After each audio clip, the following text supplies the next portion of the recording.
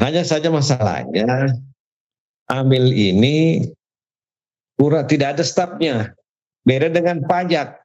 Pajak itu ada konsultan pajak. Jarang-jarang kita dengar itu konsultan zakat.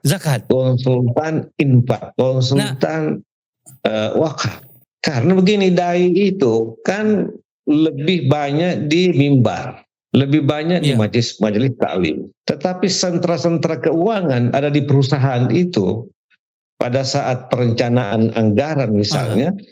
Nah, yang mendampingi perencana ini kalau nggak ada konsultan zakat, berat. Yang ada adalah konsultan pajak. Ayo berinvestasi akhirat, bangun rumahmu di surganya. Sempurnakanlah ibadah Anda dengan beramal jariah yang pahalanya tidak terputus hingga akhir kiamat.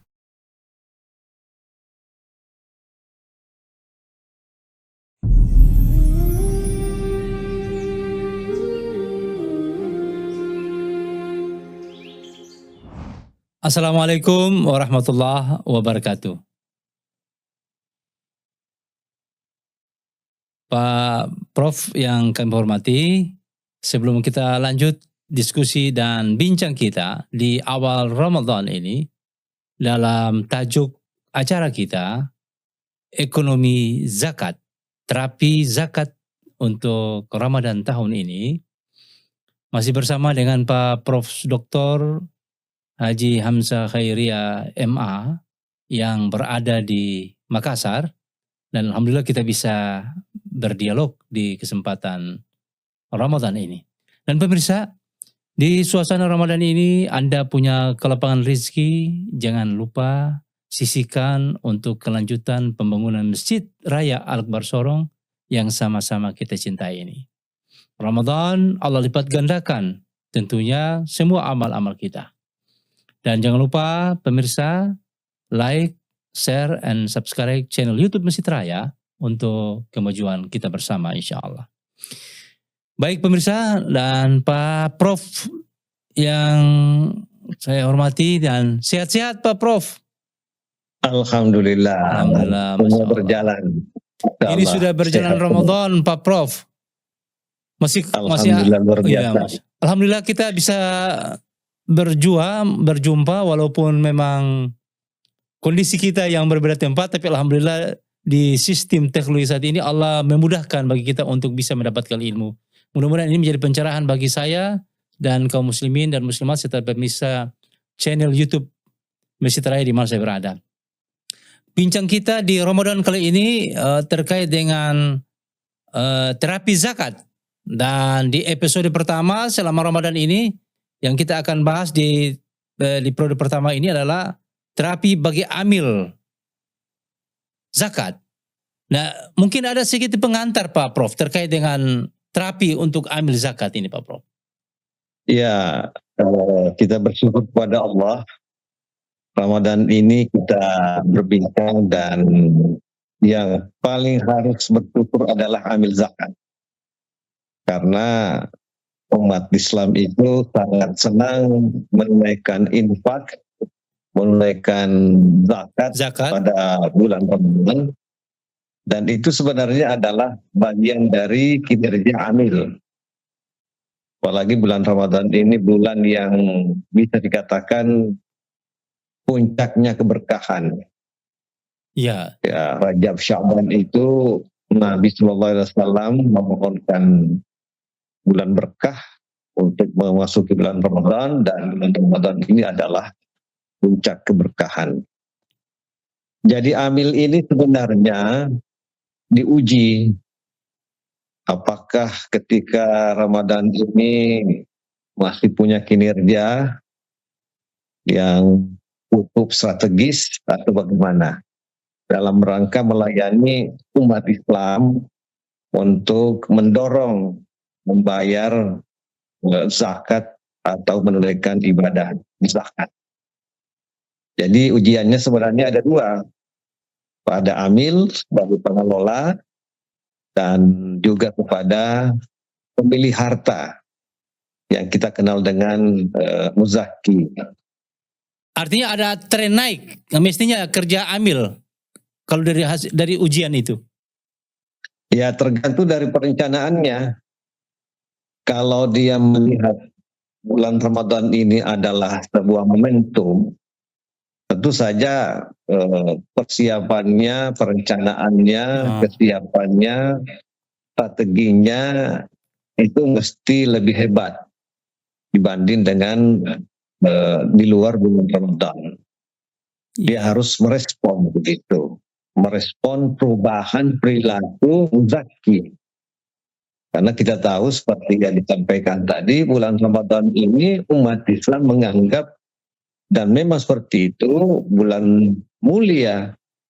Dan disinilah momen ini mereka banyak-banyak melakukan pembayaran zakat. Ya. Tapi jangan lupa Ustadz Agung, siap. Di luar sana juga itu kan diskon besar-besaran ya. Benar. Iya, iya. Jadi ada pertarungan sebenarnya.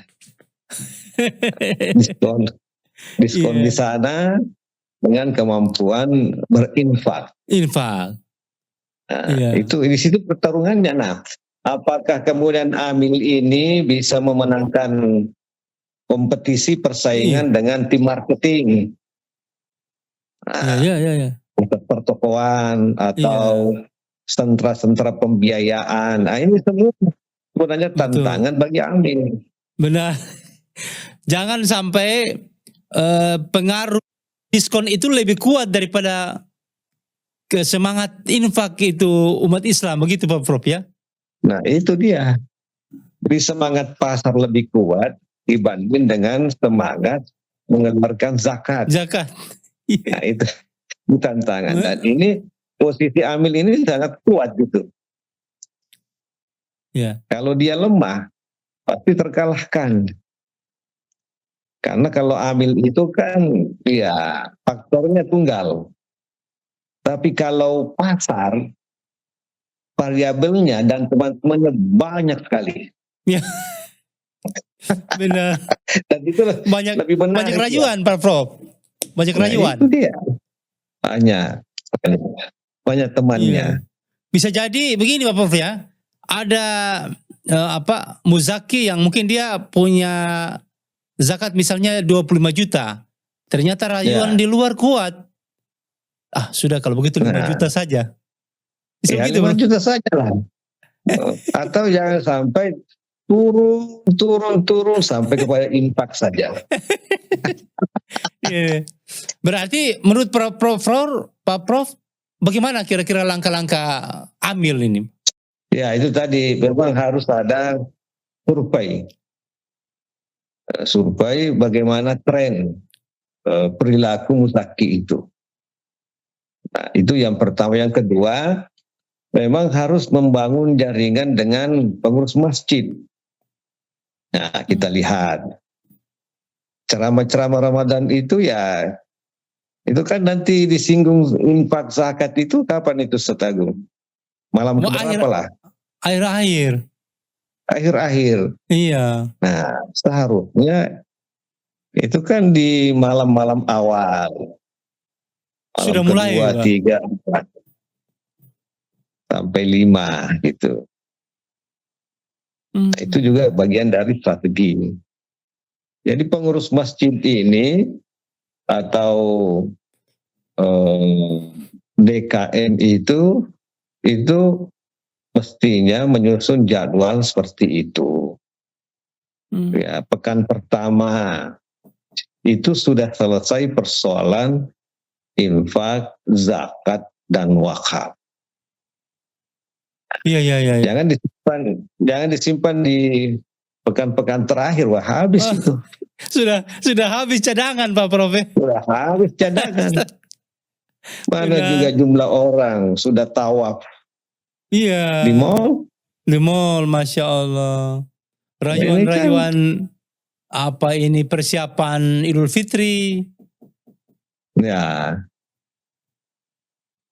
Jadi ketinggalan lah. Ini pertarungan sebenarnya. Pertarungan. Iya. Nah, Kalau saja di dalam bulan Ramadan itu pengumpulan zakat itu kurang, maka kemudian kita harus memperkuat di bulan apa lagi? Ya, Nah, ini pertanyaan. iya. Kalau Ramadan saya sudah kalah, bagaimana di bulan lain, Pak Prof ya? Apalagi kan ada ajaran agama, setan itu kan sudah berfungsi rantainya ya, Pak Gung. Iya. Jangan sampai di luar bulan Ramadan itu sudah lepas itu dia punya rantai. Jadi iya. ini. Nah, dua itu ada survei, lalu berikutnya apa Pak Prof, kira-kira langkah-langkah amil harus dibuat? Ya, dia harus membangun sinergi antar institusi keagamaan.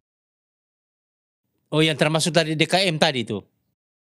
Masjid, sinergi, lalu kemudian dai. Dai ini ya harus ada represi dai, penyegaran kembali. Bagaimana tema-tema zakat, infak, wakaf itu bisa dipasarkan melalui dakwah gitu. Nah, itu juga lewat media sosial. Pastinya itu juga dianggap sebagai instrumen yang bisa mempengaruhi perilaku masyarakat muslim. Gitu. Jadi tidak bisa berdiri sendiri gitu. Iya. Membangun jejaring itu Pak Prof ya? Iya, itu dia. Membangun jejaring. Iya. Dan memang konsep amil itu kita lihat konsepnya adalah mereka atau orang yang bekerja secara sistemik dan punya dampak gitu. Nah, kalau fa'il itu bekerja juga, tetapi dampaknya kurang. Nah, dampaknya kurang, sehingga kemudian yang diperkenalkan oleh zakat itu adalah terminologi daripada amil. Amil ini kemudian berkembang menjadi amal soleh. Amal soleh. Amal soleh ini kemudian Allah memberikan pahala. Lalu kemudian berkembang lagi. Dia akan memperoleh balasan surga. Lebih dari itu, maka antar generasi sudah meninggal pelakunya, tetapi masih memperoleh kiriman. Jariah. Nah, jariah. Nah, itu sebenarnya konsep dasar daripada amil. Ya, jadi membangun kesinambungan dampak gitu. Dampaknya itu berkesinambungan. Tidak boleh terputus. Nah, ini harus beda misalnya kalau fi'il. Nah, Allah itu bekerja, melakukan sesuatu, fa'alun lima yurid. Dia melakukan sesuai dengan keinginannya. Nah, kita tidak tahu apakah Allah itu merencanakan atau tidak. Kita punya pengetahuan tentang itu terbatas sekali. Dia melakukan apa yang dia inginkan. Kalau amil tidak boleh melakukan apa yang dia inginkan, gitu. Dia harus berada pada konteks maslahah. Yang dari situ kemudian menjadi amal soleh. Karena ada juga dalam Quran itu seperti dalam kisah anaknya Nabi Nuh. Dipanggil naik perahu ya, Pak Agung itu. Saya, iya. Itu Al-Quran mengatakan, innahu amalun ghairu shalih. Sesungguhnya putranya Nabi Nuh itu melakukan pekerjaan secara sistematis, tetapi tidak dalam keadaan amal baik. Jadi ada amal yang dilakukan secara sistematis, punya pengaruh, tetapi tidak terkategorikan sebagai amal soleh. Itu yang dilakukan oleh putranya Nabi Nuh. Nah, tapi kalau amil ini Ya, orientasinya kepada amal soleh. Amal soleh itu yang pertama diukur adalah niatnya. Nah, niat. Jadi muzaki itu dia harus berniat. Oh, ini saya lakukan, saya keluarkan zakat karena lillahi ta'ala. Yang kedua, halal. Sumber yang benar, sumber dari yang. Nah, yang ketiga adalah perilakunya. Jangan bilang, wah saya sudah mengeluarkan zakat itu paling banyak seluruh Soro, wah enggak bisa. Nah, enggak, itu kan juga merusak juga ya. Iya. Betul. Ini semua sebenarnya bagian dari informasi-informasi yang harus disosialisasikan oleh amil. Jadi amil itu bukan sekedar menerima, tetapi melakukan edukasi pendidikan zakat. Masya Allah. Dia yang bertanggung jawab gitu. Iya. Jadi kerjanya bukan mau terima-terima saja ya Pak Prof. Nah, itu. Iya. Dia harus melakukan edukasi. Setelah dia terima, dia doakan, kan disuruh berdoa toh, doakan. Lalu kemudian melihat siapa yang bisa menerima zakat, siapa yang tidak. Yang bisa itu ya disilahkan, tapi yang tidak bisa, nah, jangan kasih. Itu kerja amil, karena ini amal soleh. Amal. Artinya edukasinya ke semua lini, artinya kepada pemberi zakat maupun penerima zakat, Bapak. Betul. Nah, hanya saja masalahnya amil ini tidak ada stafnya. Itu lagi. Maksud saya begini, beda dengan pajak. Pajak itu ada konsultan pajak. Iya. Sampai ada jurusita, Pak. Ya, ada jurusita. Kalau misalnya jarang-jarang kita dengar itu konsultan zakat. Konsultan infak, konsultan wakaf. Ini bagus nih Pak Prof. Kalau dalam pemikiran Pak Prof, apa memang kita butuh konsultan zakat? Butuh sekali. Karena begini, dai itu kan lebih banyak di mimbar. Lebih banyak di majelis taklim. Tetapi sentra-sentra keuangan ada di perusahaan itu pada saat perencanaan anggaran misalnya. Nah, yang mendampingi perencana ini kalau nggak ada konsultan zakat berat. Yang ada adalah konsultan pajak. Iya. Ya, jadi tidak berimbang permainannya, Ustaz Agung. Itu lagi Pak Prof. Betul. Nah juga begini Pak Prof. Persoalan berikut akan muncul ketika agnia. Ini orang-orang pedagang besar. Kalau kita masuk, kita tawarkan ini bagaimana, bisa tidak kira-kira Pak Prof? Ditawarkan apanya? Misalnya kan dia butuh konsultan atau tidak. Kan selama ini mungkin mereka hitung sendiri ini. Para agnia. Iya, sebenarnya boleh dia menghitung sendiri. Nah, itulah yang terjadi pada zaman Sayyidina Utsman. Tetapi kira-kira dari 100 pedagang, berapa yang memiliki tingkat kesadaran yang bisa itu sendiri? Itu sendiri. Kesadaran dan kemampuan. Iya. Nah, jangan-jangan dia hitung sendiri sama tadi pembukaannya Ustadz Agung. Iya. Nah, 25 itu akhirnya jatuhnya impak saja. Itu yang bahaya Pak Prof ya. Maka keberadaan konsultan ini menjadi penting Pak Prof. Menjadi penting. Itu adalah bagian daripada tugas amil bagaimana menciptakan konsultan. Sebagai pendamping gitu. Jadi kalau dia bangun mitra dengan masjid, dengan dai, itu tidak cukup. Harus ada konsultan. Konsultan juga ini harus energi. Jangan loyo-loyo. Wah. Harus Izin, Pak, meyakinkan Prof. gitu. Inilah Prof. Kalau kita Iya. mungkin pengertian huj min amwali itu bagaimana Pak Prof? Mungkin itu yang disebut konsultan atau seperti apa Prof? Iya, sebenarnya itu persoalan kebijakan. Nah, yang paling kuat itu punya kewenangan adalah pemerintah. Tapi pemerintah ini mendelegasikan kepada amil. Amin. Nah, cuma kasihan amil ini tidak bisa memaksa. Iya. Tidak ada Nah, itu regulasi persoalannya. yang mengikat ya Pak? Tidak ada bahwa paksa ambil itu, gak ada. Iya. Beda dengan pajak. Ini yang jadi soal. Iya benar.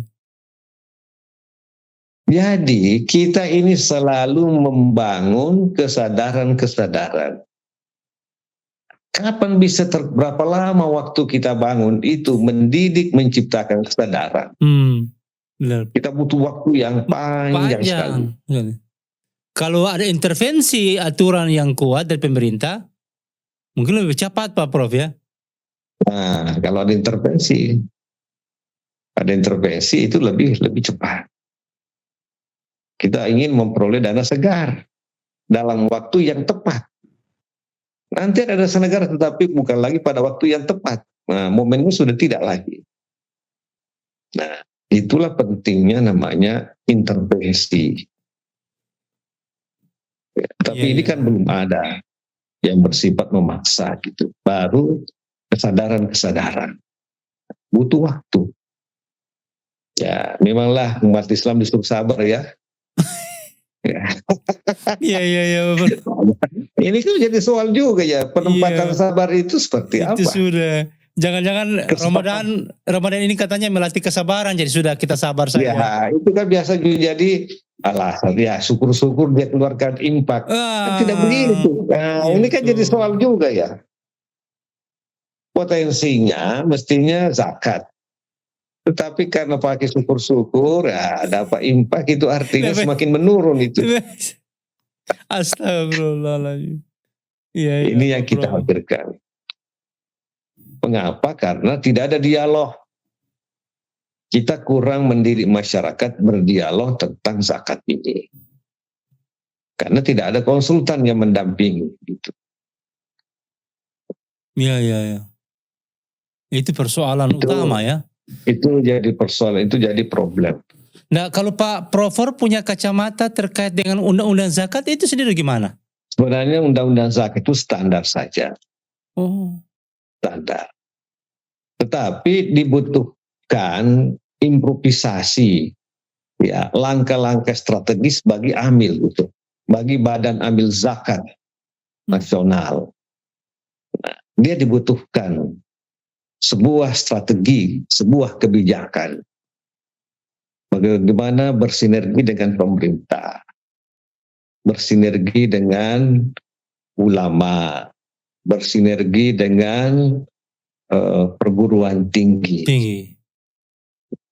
Kenapa dengan pemerintah? Karena ini kan rakyat, masyarakat kan sama aja ya. Tinggal di kabupaten yang sama atau kota yang sama, itu yang mengeluarkan zakat, di situ juga yang menerima zakat. KTP-nya sama. Iya. Jadi yang punya wilayah itu adalah Pak Wali. Bupati. Iya bro.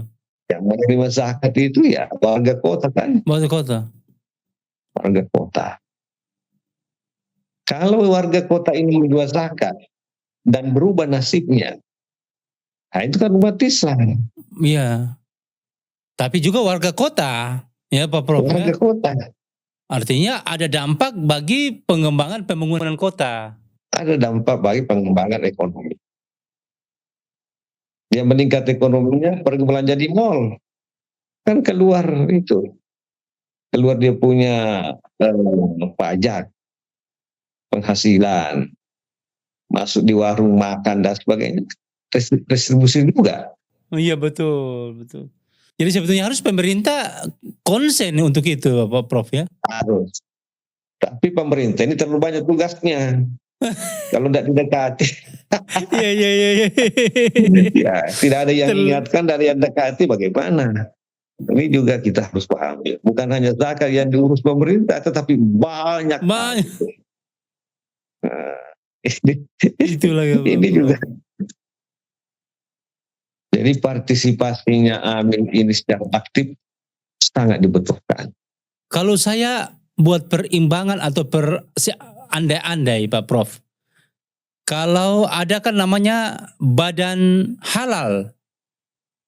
Ya. Lalu tapi kerjanya badan halal ini langsung dibawa presiden. Ya. Apakah kemudian Basnas itu mestinya legal standingnya seperti itu Pak Prof? Ya kan lambangnya Garuda. Coba kita Ya. hitung di Indonesia ini kelembagaan yang menggunakan lambang Garuda kan dihitung-hitung, hanya beberapa ya. Iya, termasuk Basnas itu Pak Prof. Basnas. Badan Pemeriksa Keuangan juga itu. Hebat sekali sebenarnya. Ini Garuda di dadaku ini, waduh. Iya, iya. Menarik ini. Jadi sebenarnya sudah kuat itu. Tapi begini Pak Prof, di lapangan kita masih mendapatikan ini keberadaan amil zakat itu kan rekrutmen seadanya. Mungkinkah dengan peningkatan kapasitas mereka untuk bisa lebih produktif begitu Pak Prof? Nah pertanyaannya karena memang tidak ada kaderisasi. Nah itu. Tidak ada sekolah khusus, tidak ada pendidikan khusus yang dipersiapkan untuk melakoni atau kaderisasi amil. Anda ada. Iya, amil ya. Kalau pajak kan ada sekolahnya khusus Pak. Ya ada kan. Iya. Kalau zakat mana, impak mana? Paling masuk di prodi ekonomi syariah atau manajemen zakat dan wakaf. Tetapi itu tidak cukup, harus banyak melakukan latihan dan sebagainya. Ini yang jadi soal. Jadi banyak hal berkaitan dengan zakat. Saya dari sisi begini Pak Prof. Sumber daya. Teman-teman di pajak itu kan punya target. Satu kantor pajak itu punya target 1 tahun dia misalnya harus dapat sekian triliun. Mestinya Basnas harus begitu juga Pak Prof. Iya karena ini adalah ekonomi zakat gitu. Harus ada target. Masa sih tidak punya target penerimaan. Tidak punya target perubahan mustahik. Iya. Mustahil. Target ini namanya kinerja. Dia harus punya target yang terukur gitu. Ini kan suasana Ramadan. Kita mestinya tidak lupa Prof sudah harus starting dari awal. Edukasi kepada pemerintah membangun semangat untuk infak dan sedekah dan zakat itu bagi umat. Nah, di perkembangan zaman ini memang terjadi degradasi, penurunan semangat itu. Ditambah tadi dengan kampanye ekonomi dari pihak lain yang begitu deras. Kalau tadi Pak Prof berikan solusi, ada kampanye-kampanye dari amil zakat, sementara kita berharap pemerintah ada campur tangan, kita butuh regulasi untuk itu. Bagaimana Pak Prof? Yang membuat Iya, mestinya ini anggota dewan. Anggota dewan kita harus dekati. Oh iya, betul. Oh, ini salah satu instrumen keuangan untuk peningkatan kesejahteraan bagi mustahikin. Nah, iya. Ini pendekatan kita ke pembuat kebijakan. Betul, kalau dia legislasi. Iya, kita ini bicara tentang kawasan, kita bicara tentang daerah gitu. Nah, kalau membangun sentra-sentra ekonomi silahkan, tetapi menggali potensi ekonomi untuk zakat ini juga menjadi penting. Nah, makanya keterlibatan dewan, keterlibatan pemerintah menjadi penting gitu. Ini semua adalah inisiasi yang harus dilakukan oleh Badan Amil Zakat. Jadi memang butuh orang yang tidak main-main sebetulnya Pak Prof ya? Jadi Badan Amil. Dia harus menggali. Nah, potensi itu kemudian direkomendasikan ke bupati. Oh, ini ada di sana potensi zakat. Hmm. Misalnya, di sana ada tambang. Itu kan juga potensi ya. Betul. Ya, kalau di Papua ini kan di Sorong banyak tambang di Papua, Prof. Tambang. Iya. Jadi selain itu pemetaan kawasan menjadi penting. Misalnya di Aimas, itu kan pusat sayur mayur. Iya. Itu kan terjadi peredaran uang di situ ya. Tetapi impact itu kan ya mungkin tidak sekuat dengan yang dibayangkan. Ya. Pada situ juga uang gitu. Itu sektor pertanian itu Pak Prof. Ya, sektor pertanian penting. Iya. Memang kita sama-sama prihatin. Kendala kita Pak Prof itu di pencapaian yang selama ini kurang. Misalnya Kota Sorong. Kota Sorong kita ini kan potensi zakat sampai dengan 10 sampai 11 miliar mestinya. Padahal tapi pencapaiannya cuma ya begitu Pak Prof. Dia sampai di 100, 200. Nah ini artinya kendala-kendala itu mungkin Pak Prof yang buat kurangnya pencapaian itu. Iya, jadi target ini kalau nggak dievaluasi nggak bisa. Benar. Mesti hanya target berkala tapi dievaluasi. Harus dievaluasi. Ya, siapa yang tidak terlibat, sektor mana yang menjadi terhambat gitu. Ini dievaluasi, Pak. Ya. Jadi pekerjaan amil ini itu juga terus berjalan gitu.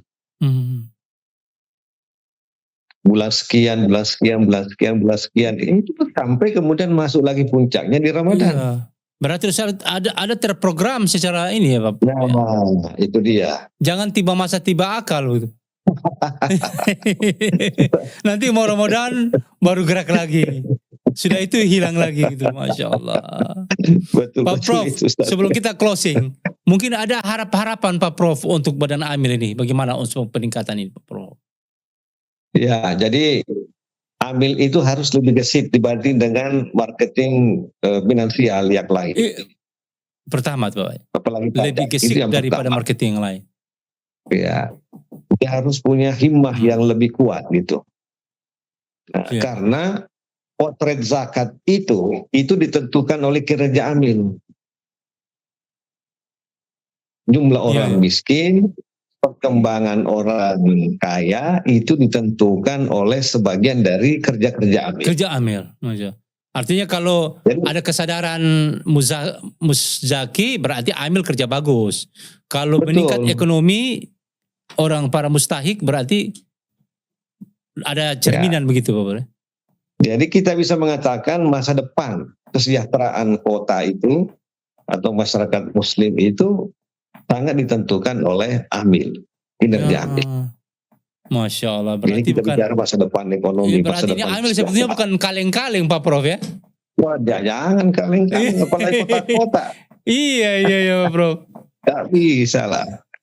Baik Pak Prof, kita sudah diskusi enak ini, tapi waktu kita ini sudah berjalan terus Pak Prof. Mungkin ada closing statement terakhir. Ya itulah. Kita melihat zakat ini menjadi urusan kita semua. Siap, Pak Prof. Jadi kita prihatin kalau begini terus. Tetapi kita ingin lebih melejit dibanding dengan tahun-tahun sebelumnya. Kita tidak boleh pesimis ya. Kita harus optimis. Tetapi itu harus dibarengi dengan usaha-usaha, langkah-langkah strategis. Kita tidak boleh diam, tetapi kita tetap aktif. Sambil kita berdoa, kita punya perencanaan. Baik, Pak Prof. Masya Allah. Baik, pemirsa kaum muslimin dan muslimat di mana berada, ini pertemuan pertama dengan Pak Prof. Dr. Haji Hamzah Hayria MA yang ada di Makassar. Beliau sekarang guru besar di UIN, Makassar. Kita akan berlanjut sampai 5 episode selama Ramadan. Jangan tinggalkan channel YouTube, kanal YouTube Masjid Raya untuk mengikuti update diskusi kita, sharing kita terkait dengan zakat ini. Dan ini untuk saya dan terutama bagi pengelola zakat, badan amil tentunya. Oleh karena itu sekalian, pemirsa sekalian, Anda yang punya kelapangan rezeki jangan lupa sisihkan untuk pembangunan Masjid Raya. Dan Pak Prof, terima kasih banyak atas kebersamaan kita. Semoga Ramadan ini memberikan semangat bagi saya dan Pak Prof, semua umat Islam. Amin. Saling mengingatkan, saling memberikan tausiah, pelajaran untuk khususnya bagaimana peningkatan ekonomi dari zakat ini insya Allah. Dan badan amil kita, para amilin kita ini semakin profesional insya Allah. Terima kasih banyak Pak Prof. Allah berikan kemudahan insya Allah. Baik. Ya. Terima kasih. Assalamualaikum warahmatullahi wabarakatuh. Assalamualaikum warahmatullahi wabarakatuh. Masya Allah. Ayo dukung media dakwah Masjid Agung Al-Akbar dengan ikut berdonasi pengadaan alat multimedia dan operasional dakwah. Usia boleh terputus, pahala jariah mengalir terus.